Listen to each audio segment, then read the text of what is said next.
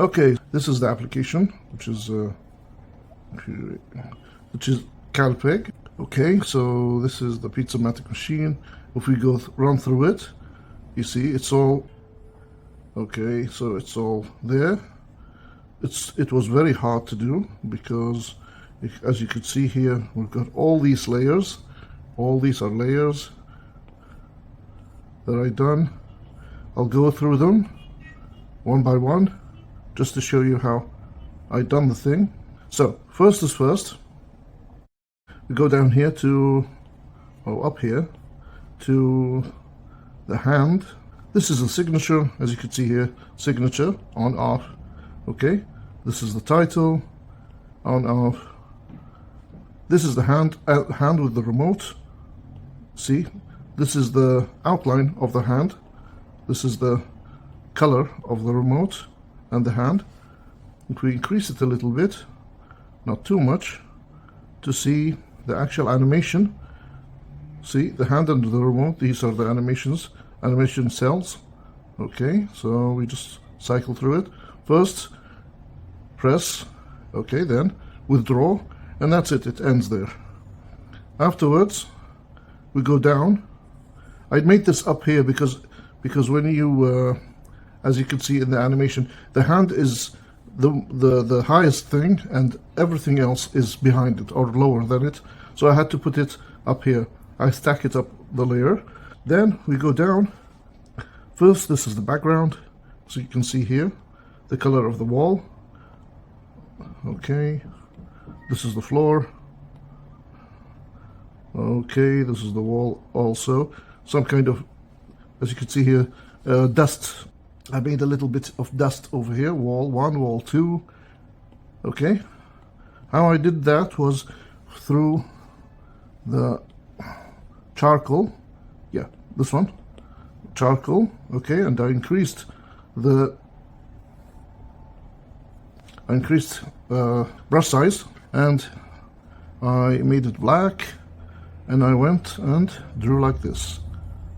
You can see, as you can see here now, it gives it a kind of a dusty or unclean wall.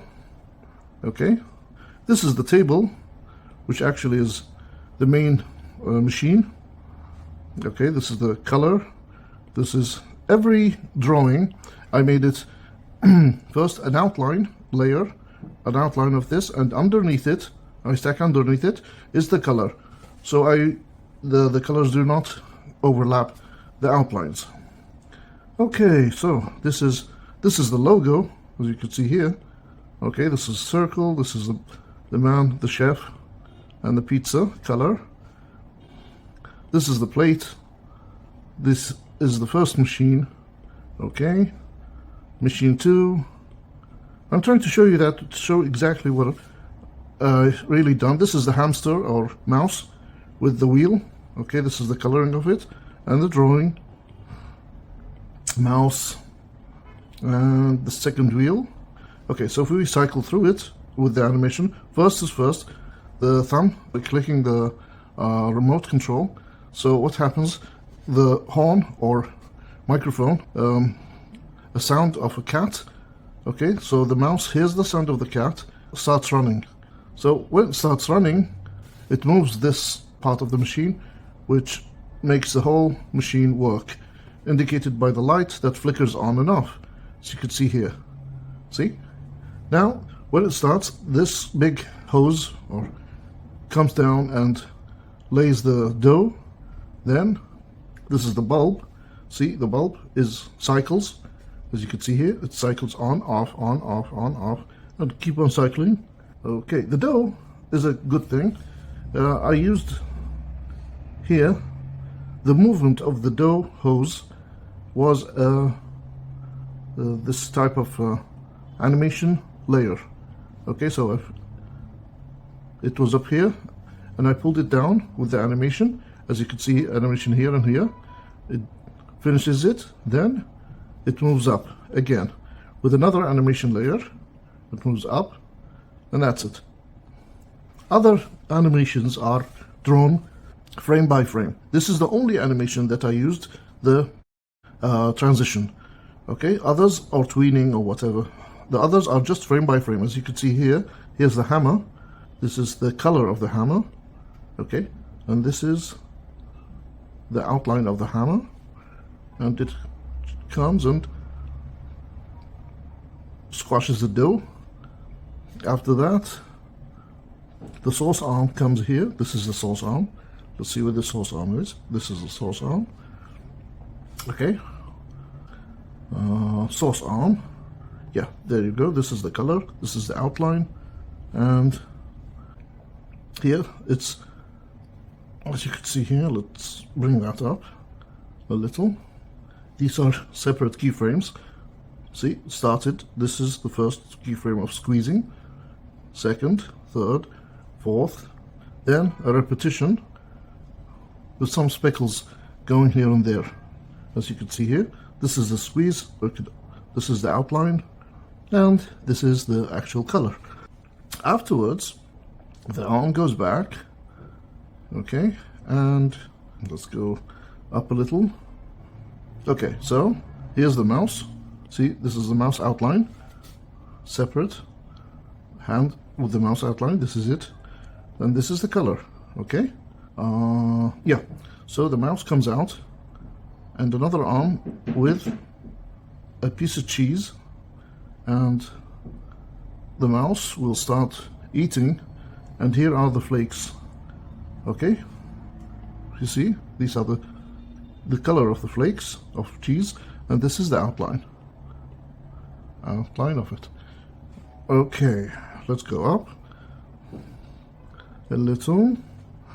Afterwards, finishes all that, and we go back here. Let's go back a little bit. Here, an airplane, which is this. Where's the airplane? Okay, airplane. This is the airplane. Okay, where is it? Ah, the plane. See, plane outline and the airplane color. These are the layers. So they go, stay here. Then the plane fan. This is the plane fan. Here, down here. It's a cycle. So there are actually only three keyframes of cycling. Then I duplicated it, as you can see here. The other arm here has a salami, and the plane fan just cuts the salami, and the salami fall down.